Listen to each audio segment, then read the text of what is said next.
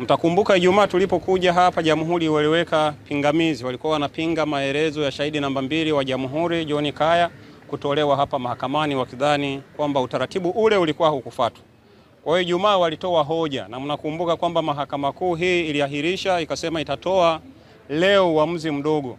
Na leo tulipoanza asubuhi, Mahakama Kuu kwenye uamuzi wao wamesema utaratibu wa kutumia maelezo ya shahidi aliyoyatoa polisi ulifuatwa.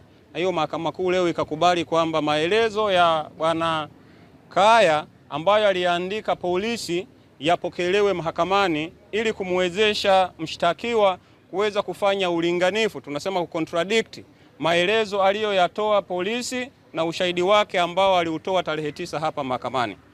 Kwa hiyo siku nzima ya leo mwenyekiti ametumia muda huo kufanya ulinganifu, kuonyesha maeneo zaidi ya 40 ambayo yalikuwa yanatofautiana